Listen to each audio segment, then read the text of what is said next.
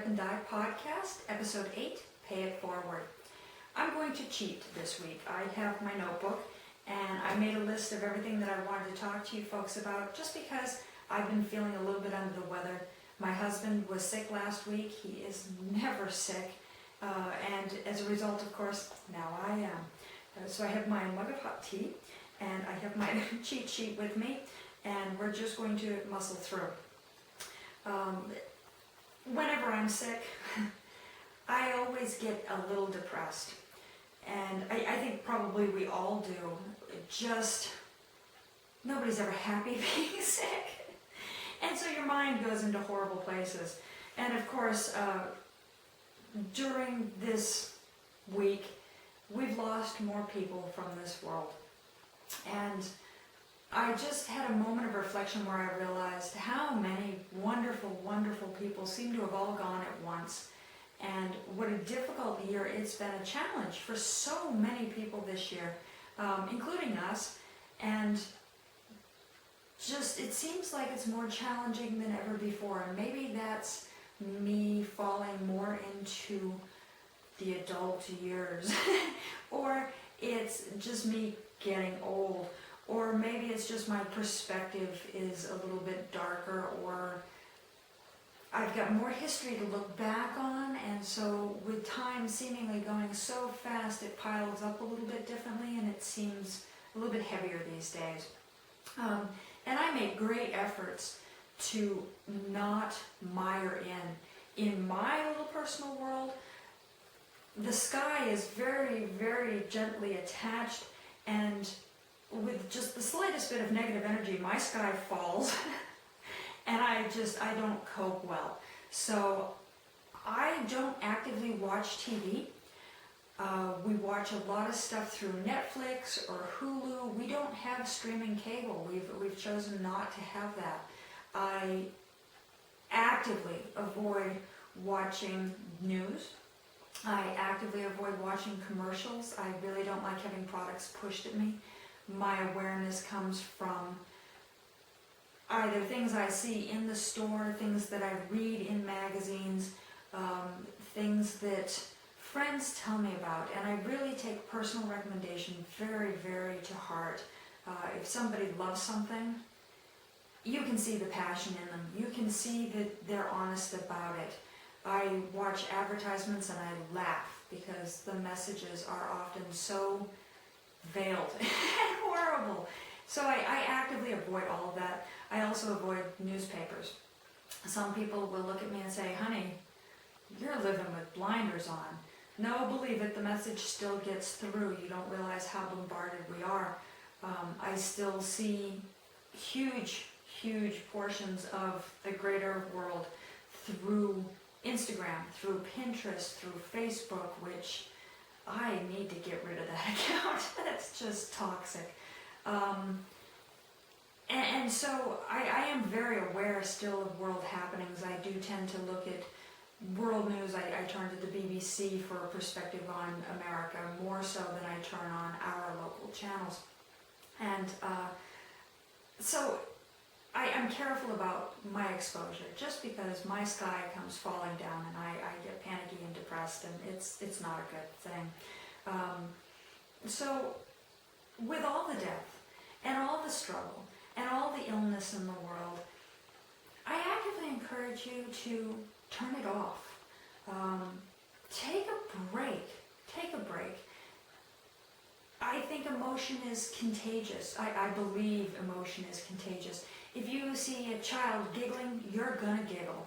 And if you see a child in misery, you're gonna feel that misery as well. And the more we mire in and the more we look at the world and allow negative messaging to come through, even if we're just trying to glean facts, we still take on some of this toxicity.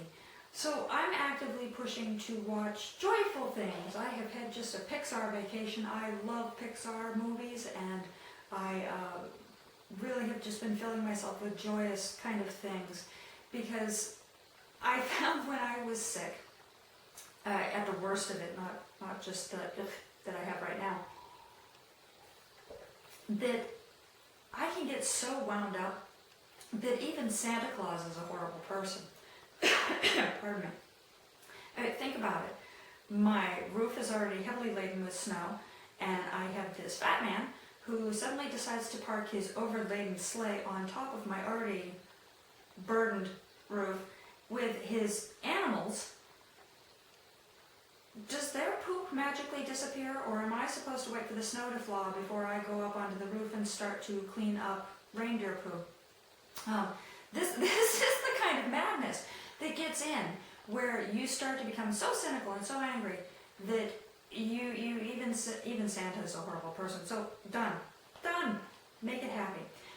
Part of my happiness project has been that I'm watching a lot of my favorite podcasts out there, and in doing that I found, and I did see this on Instagram as well, that a number of knitters are actively responding to the world events right now the same way I am, where they're going, not going to mire in, not going to talk about it, and I'm going to pay it forward. I'm going to give something back to the public to change the focus, to instill sense of well-being, to just change perspective as a whole. One such podcaster who I adore, I find him infinitely entertaining, is Nathan. He's the Sockmatician. His podcast is the Sockmatician Podcast. He's brilliant. The stuff that he designs, the stuff that he knits, the way that he communicates techniques is absolutely brilliant. Never mind that he is an exquisite entertainer into his own. He is so talented. Nathan, if by chance you somehow see this podcast, I love you. I just could watch you day and night. Thank you. Thank you for your podcast. And thank you for your Pay It Forward offering. Nathan has put his Remember cowl up with a coupon code, Knitters Pay It Forward. And I'll pop that down here on the screen for you. And he's asked everybody to go and use this coupon code for a free copy of his Remember cowl. It is a historically based pattern. The design is based on the Remembrance poppies, looking back at World War I. From the British perspective, they wear poppies to commemorate and to remember those lost in World War I. I think it is an absolutely beautiful sentiment. His cowl is stunning, stunning, stunning. It is a double knit. Nathan, I have gone, cheers to you, and I have downloaded that pattern. I am not a double knitter, but I'm going to be. I'm going to try again. It is a technique that I was introduced to. I have this wonderful friend, Charles. He's infinitely an engineer. He is fascinating mind to explore knitting with, because he looks at knitting from a very different angle. And he was at one point, and probably still, I haven't talked to him in some time now, very, very energized about double knitting. It was such a mathematically based tech kind of technique that he just mired into it. His engineer mind loved it. And he quite forcefully taught me how to do it. I think that it's interesting. I'm fascinated by the technique, but I was overwhelmed by it at the time. And I'm going to give it another try, mainly to kind of shift my perspective and give myself new techniques to draw on in my knitting. But also, I think I need to give it another try just to give it a fair shake. When my friend Charles was teaching me the technique, I quite unwisely chose to do this on bamboo needles with cotton yarn. Bamboo is a toothy, friction supplying material. When you're working with bamboo, you can, needles that is, you can use really slick yarns, and it kind of grips it and holds it onto the needle for you so that stuff's not slipping and sliding and falling all over the place. Cotton is also a grippy, not slippy material to work with.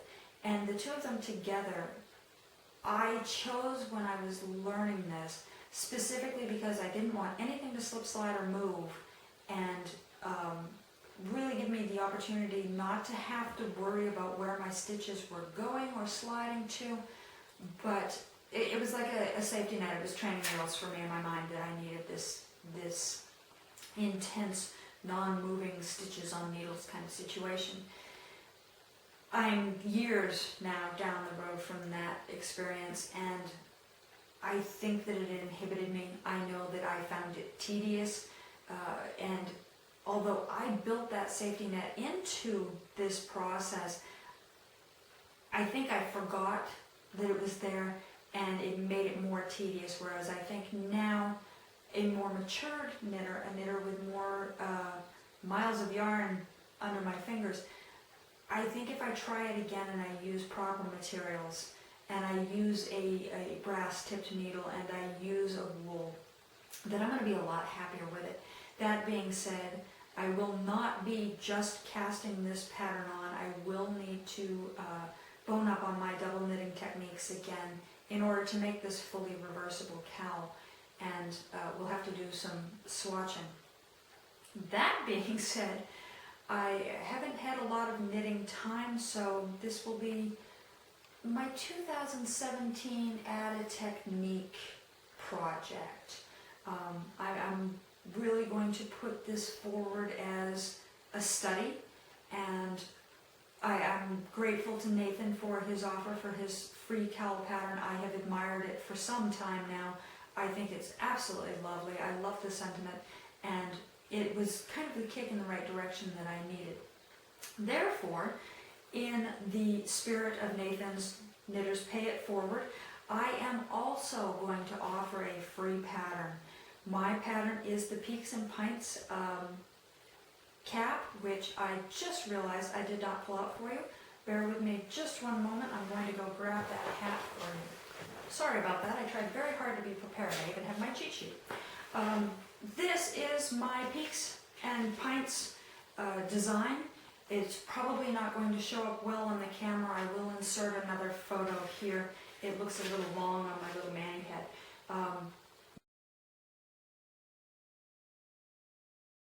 But this is basic, easy, in the round techniques. It is a worsted weight hat. It does have some garter stitch, so you do have to remember to change from knit to purl on rows. And it is a knit purl textured pattern. I topped it off with just a cute little braid.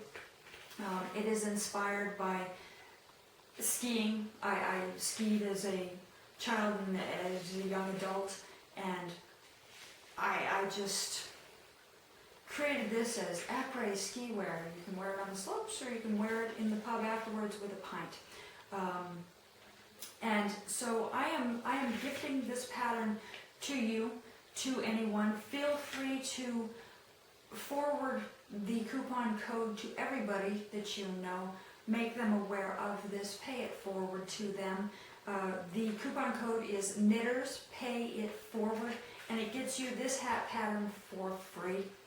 And that will be available to you through November 30th. I am doing it for the entire rest of the month. And he does look kind of not seeing so well, but certainly the pattern does roll up quite neatly.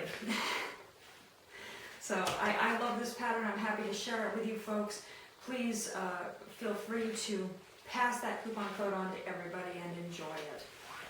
Set him down. Forgive me, it's dry again and just not myself. Moving on. Okay. New things. So my secret Christmas knitting was also a new design, and I just want to shout out to my test knitters and thank them. Bex, your notes are always so helpful. Thank you so much for test knitting it. At some point here in the very near future, I will gather all of your text messages and emails and put them all, apply them all to the renovations of said pattern. I can't thank you enough. I appreciate all your support. Jerry, hello, I love you. I'm so sorry I was so late in getting back to your email. Thank you so much. Your notes were wonderful, and I appreciate how much you appreciated the pattern. I'll be applying your notes into the renovation as well, and I wish you nothing but health and love. Thank you, Jerry. And Sylvia, you're a stitch. I appreciate your emails. I appreciate that you, I'm just going to say it. I appreciate that you drunk knit some of the pattern for me and really tested the readability of it in dim light. Thank you so much. And your notes will be part of that as well. All my knitters, I appreciate you to death. And thank you, thank you, thank you. So that pattern will be coming along. Again, it was a design based for a gift that I created this year for Christmas. So I'm being about it, and there are only 4 of us in the universe that know really what it is. For now. Moving on, I have new things to show you.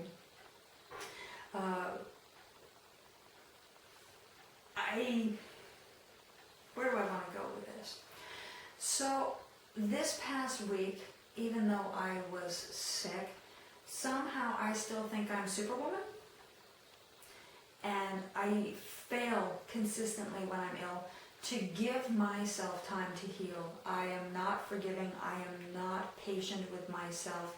And so I was feeling really, really down that I hadn't done a lot of knitting this week. I had promised to knit. I promised myself to get back on track. I promised you folks I'd work on my sweater. I didn't. And so I'm trying to be a little bit more gentle with myself. If there are other superwomen out there like me who are headed into cold and flu season, take a note. Be kind to yourselves. Be patient. You heal faster. I know these things. I haven't learned these things. So I had lamented to my mother just the other day about how I was feeling very ashamed of myself that I had made these promises, both to myself and to you, that I was going to do all this stuff and I was failing. And she was like, "You're human. Stop beating yourself up. Love you, Mom. Thank you." And somehow taking that in and realizing that lifted the sky that was falling back up into place and inspired me to get moving again. It's one of those things that as soon as I relax and I stop fretting on stuff, then all of a sudden I'm in a better place and I can do things. So I have created a new design. This is its first designer test knit. It is a cowl, and it really kind of embodies my change of perspective mojo that's going on right now, that I need to change my perspective. And I have achieved that. Oh, I'm showing it upside down. I've achieved that through incorporating 2 different patterns, knit stitch patterns on opposite sides of the cowl, so that you have options when you wear this. It is a tapered design in that it's going to be tighter to your neck at the top and broaden out as it comes down to the shoulders. I've achieved this through simply changing the gauge. Instead of adding stitches and complicating and making you remember where to do increases and having multiple charts, I'm simply going to have you bump up a needle size at given points of the pattern. For my purposes, for my gauge, I'm using a size 8, a size 9, and a size 10 to achieve this tapering. One side of the pattern has a leaf motif that's reminiscent of fall. We have leaves falling right now. The other side has a rib pattern with a lace insert in it. This gives you options for wearing it. If you're feeling lacy, you can wear your rib side out. If you're feeling very autonomous, you can wear your leaf side out. And if you haven't made up your mind about how you're feeling, you can switch it up and have a little bit of both showing to the front. It's going to be slouchy, it's going to be comfortable. The overall finished length is about 13 inches. So really just a simple cowl for here up on the neck that you can tuck into a cardigan, a jacket. Nothing too over the top, nothing too billowy. Really just more of a close-knit, high. This is beautiful yarn that I get to work with, and look at these stitches. Isn't this engaging? Because I'd love to believe everyone thinks to my patterns that way. The yarn is just my worsted weight, my salsa monkey base, and I actually am hoping to distribute this as a kit as well as independently as a pattern once this is complete. Again, it's a new design. I'm looking for test knitters. Is it you? Would you like to knit this cowl for free and be one of the first people that has it? Contact me. I'd love to send you the pattern and get you started on this as soon as possible. Again, I did use an 8, a 9, and a 10. Depending on your gauge, that may be a 7 through a 9, that may be a 6 through an 8, that may be a 10 through a 15, I don't know. But certainly get in touch with me if you're interested in knitting this cowl, and I will get the test pattern out to you for review. And any of my previously employed test knitters, you're welcome to contact me. I'd love to work with you again. I'm loving this so far. It's so close to done.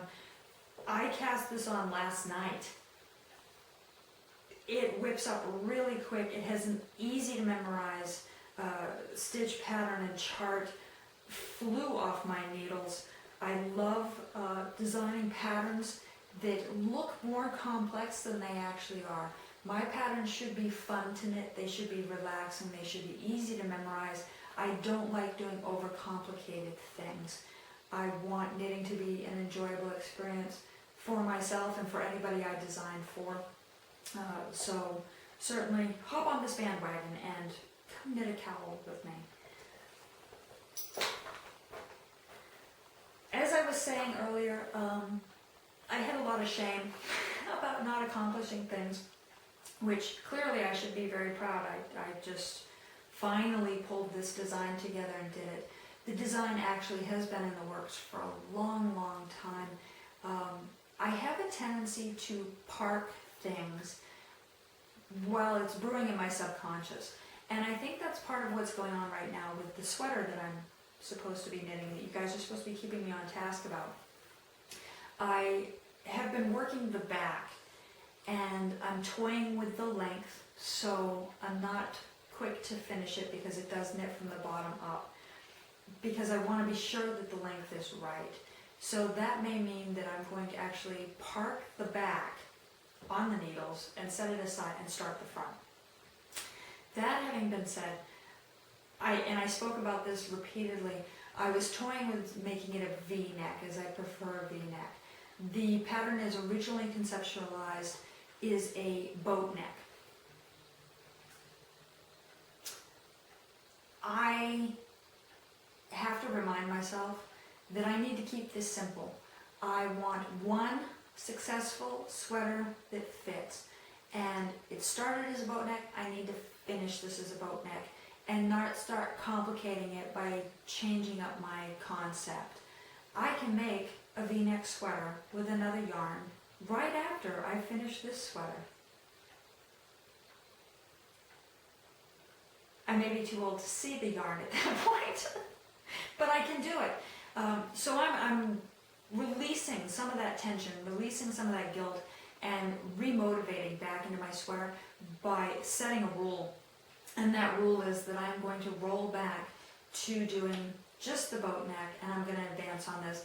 And I am going to take the back where it is at this point on the needle and set it aside, and I'm going to start the front, because I think once I have the front and the back side by side to compare to, where I can tack the shoulders together and look at the actual length, I'll feel better about its progression and moving forward.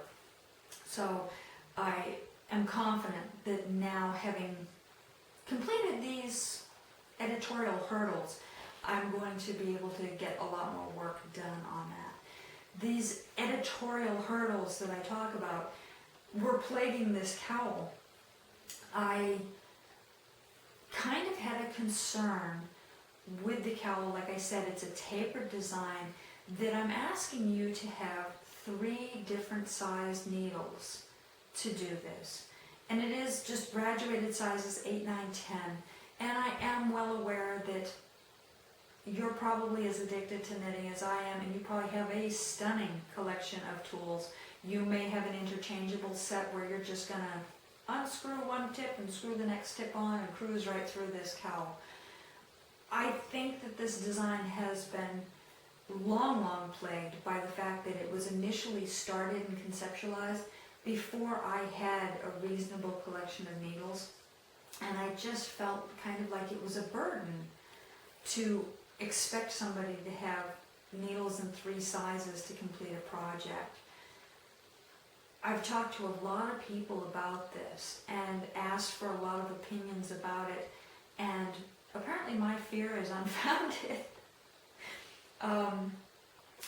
And reasonably, if you truly don't have those needles, or you're not willing to make changes to the needle size as you go along, the pattern is still fully completable under a single needle size. It simply won't taper. It would be a stovepipe shape. It would be a straight cylinder. And some of you may actually prefer that. So I'm releasing all of that mental junk and consideration, and kind of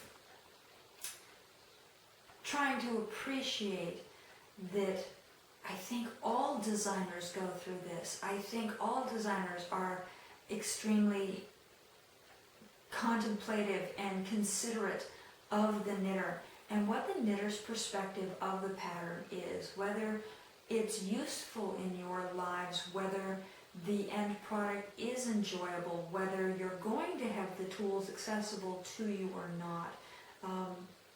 And cheers to all the designers out there. We overthink so much. We work so hard, and so much of that process is all in here. We do put a lot on paper. We do put a lot of wool over sticks, but there's a huge emotional attachment to getting it right and to satisfying our knitters. So cheers to designers. We work hard, and I'm proud to be a part of it.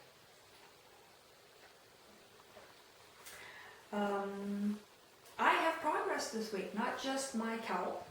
I worked on my How to Eat an Elephant blanket, which I'm really excited about because I did squares. I got squares done, and it's growing. Let me see if I can find all my hard work. Oh, I even have one still on the needles.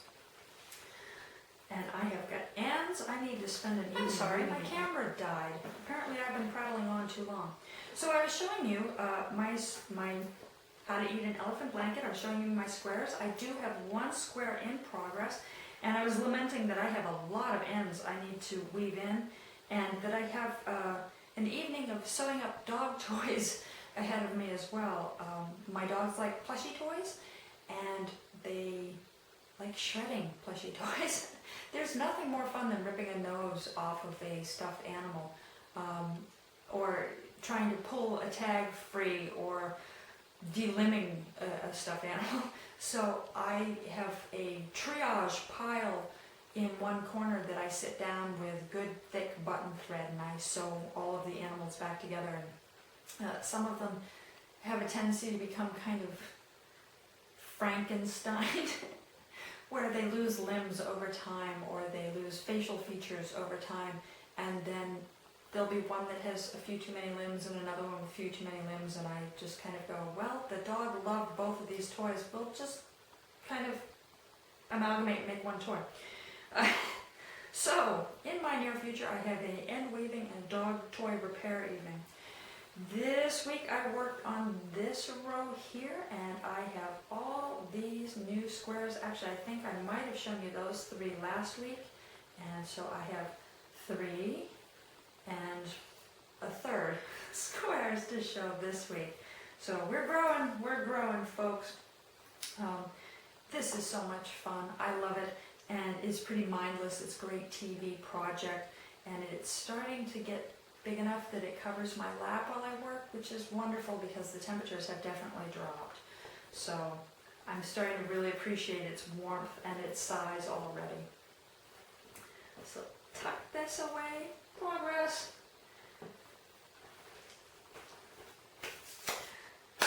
Last week, I hand painted some yarn for you folks, and I promised you that I was going to show it off, and here it is. Aren't the colors vibrant and lovely? So I wanted to get kind of a copper color against this teal, and it didn't bleed up quite as much as I wanted it to. Part of that was that the hand painting process I was showing you is a very high acid process, so that the dye stays put, it doesn't bleed. That being said, it gives you a really vibrant, punchy color. The colors stay exactly where you put them. And I think my overall goal was a little bit wishy-washier than what my end product is, but it's gorgeous. I love it.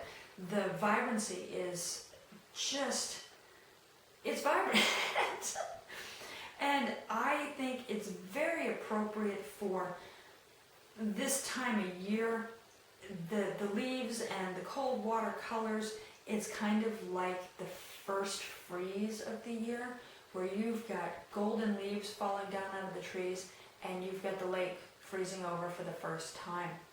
And also, because of its orange and blue, I know it harks to a number of sports teams. I want to say that the Marlins have this color, but I'm not a sports fan, so you'll have to educate me and tell me that this is your rival colors or this is your favorite team colors. Educate me, let me know what you think of this. So this skein is going to be the skein giveaway drawing. However, I recognize that these colors are really bold, and so the winner gets their choice of this gorgeous skein or its sister skein, which is a little bit more subtle. It is the teal with a navy propped on it, and white. There's white in both of these skeins, but ultimately the winner of the giveaway will get to choose between the 2 skeins. And whichever skein remains will hit my shop. It will be available. So it'll be first come, first serve, grab it, or send me a message and hosey it. Let me know. If I don't win it, I really would love to purchase, and I'll cut you a deal. I'll cut you a deal. So, second place is still a winner. Either way, these techniques are the hand paint over the resist technique, where I've just gone in and I've stippled in color. And let me undo this one and show you a little bit more of what it looks like. Try and span that out a little bit so you can kind of see the colors. And it's just randomly placed. I think this would be gorgeous in a brioche. There are speckles of the navy. There are places where the orange and the blue overlap. We get green, we get some golds in there. Really fun, lots of colors just to expand upon. This, I think, would be really interesting in a brioche with a dark forest green. It would just pop. It would pop. It would be like fireworks popping through. Or a bonfire in the distance in the woods. It could be really interesting. And let's tuck this one in for you. It's sister skein, because I had pulled navy out for this and stippled it in and thought the navy looked really beautiful against the teal. I went ahead and I did the sister skein with navy overlay in it. Just tapping with a dry brush the navy over the teal white areas, in some places saturating it a little bit more. It's really quite noisy in that it's very speckled. It's very speckled. There are rarely more than, I think the biggest span I'm seeing is maybe 6 inches of one color. So it's going to be a very energized knit. There's going to be a lot of color splattered around. And as you can tell, even just looking at the skein wound up this way, it has a lot of interplay, a lot of tonality, and a lot of contrast. I think it's just fun. I think it's beautiful. Please feel free to leave a comment under this video, or go ahead and put a comment in my video notes on my Ravelry group. Comments, no matter where you put them, are being entered into the drawing. I will be drawing next week for the winner, and like I said, the winner gets their choice of the skeins. It's all very exciting. I love sending free yarn to people. Oh goodness, sorry. I got so excited I got out of breath. As part of this Pay It Forward, as part of making yarn available, I'm offering a sale. So use coupon code podcast25 to receive 25% off anything out of my Etsy shop. If you wish, you may choose to use, sorry, I'm looking at my cheat sheet to make sure I get it right, ship free. You will have to choose between the 2 coupon codes. You either get 25% off your order or you get free shipping. The free shipping is available worldwide. If you are one of my dear friends in Canada, if you are one of my dear friends in Australia, if you are one of my dear friends in the UK, if you happen to be visiting China and decide that you need some of my yarn, feel free to use the ship free code and your yarn's coming out to you for free. And I know that that is huge because some of those international shipping fees are ridiculous. I want to make sure that my yarn reaches you and isn't bone-crushingly expensive. Everybody should have the opportunity to knit with yarns that they love. So please choose one of the coupon codes. The sale is going on through November 30th in conjunction with my Pay It Forward free pattern, November 30th for all of my coupon codes. And take advantage, enjoy it, help me clean out the inventory so that I can bring in Christmas colors. I'm very excited. I have a number of ideas that I want to do for Christmas this year that are not necessarily red-green, and I want to start dyeing those, but I need some room. So if you have some that you've been eyeing for a while, here's your big chance. Help me out, empty that inventory, and let's dye some yarn. And I'm going to try and dye a lot of it for you and show you the processes that I'm using. It's a win-win. It's a win-win-win. There's 3 coupon codes. Today, I need to apologize. I forgot about this. I failed to tell you about the shawl that I was wearing last week. And I got a couple of nasty grams about that I should always tell you what I'm wearing. This is the shawl that I was wearing last week. The information for it, I did pop it up in the group when somebody said, hey, you need to at least list it in your show notes. This is my Ferndale shawl, and I'm holding it up totally wrong for you all. I'll post one of my pictures of the shawl in here for you to review.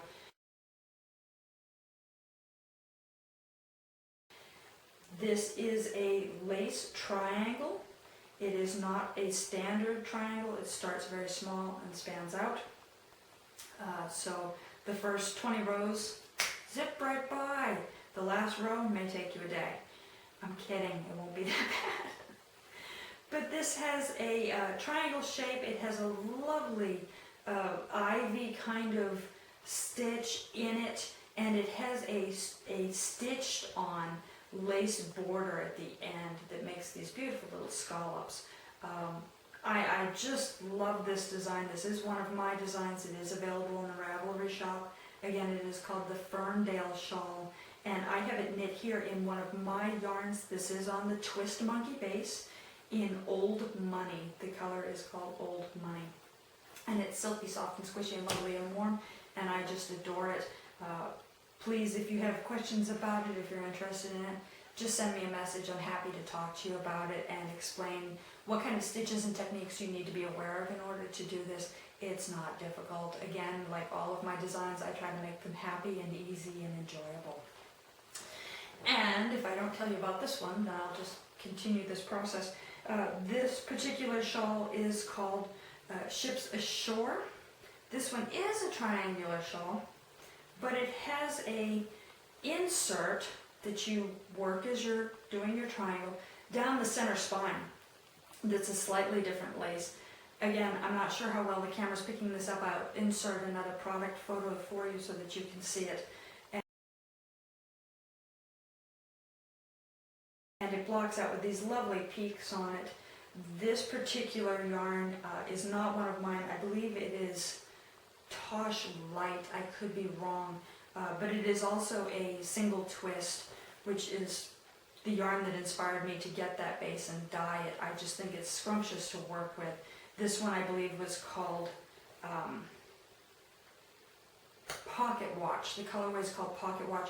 Certainly if you're interested in knowing more about the yarn, look at my Ravelry project page. It is on there. It talks about the yardage that was used, and the pattern is called Ships Ashore. It is one of my designs and is available also in my Ravelry shop.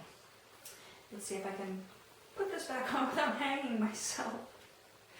But it's all scrumptious and warm and lovely, and the insert gives a little bit of a detailed design different from the pattern stitch. I'm very much about little details in fashion, things that will turn your head and make you look differently, or give you the option of wearing it slightly differently each time so that it catches the eye and it catches people's interest. Pardon me. So today's feature kind of thing that I'm going to show you and teach you is my photo studio. I have a small setup here in my studio for photographing my yarns, and I'm going to show you what that setup looks like and how the photography works for yarns, and give you a couple minor tips. I'm not a photographer. But to send you photos of the yarns that are accurate enough that you can confidently say, oh yeah, that's the teal I want to buy, that's a color for me. You have to take a quality photo. And last year I invested in a mini photo studio that is simple, it's easy, it stores away, and it gives me the ability to take a good quality photo so that you have faith in the colors you're getting. And I'm just going to bring you over to that area in my studio and show you that quickly before I leave you for the day. Let's go do that. So this is my photo studio setup. This is a setup that I was able to purchase online via Amazon. They're generally pretty affordable. There are some wonderful tutorials on Pinterest for creating your own setups like this out of simple items as simple as a cardboard box and a light bar. This particular one is a lightweight frame that you screw together. Instructions all come with it, and a piece of poster board that's been acrylicized so it has a matte base.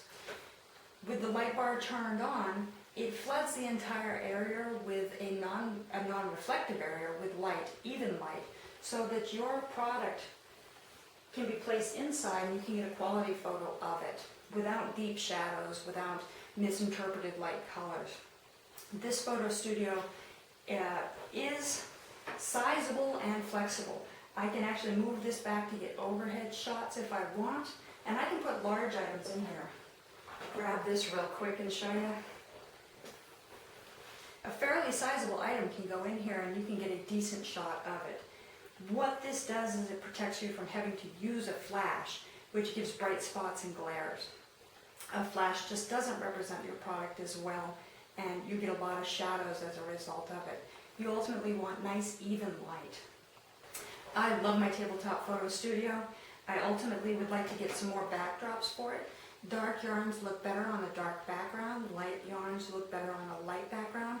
It's a color relational thing, and just appeal to your eyes better, make it easier to see the colors actually.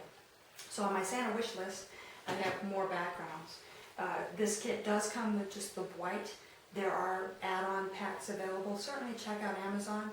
They're affordable. These setups are generally under $100 plus shipping, and they have specials all the time on these and additional equipment. If you're considering selling online, whether it's jewelry, quilting, sewing, knitting, project bags, yarns, consider getting one of these. It's well worth the investment. That being said, it was great to see you guys again this week and to show off different techniques and yarns and patterns and just give you some insight into my little world, and I hope to see y'all next week. Don't forget to use your coupon codes and pay it forward. Bye.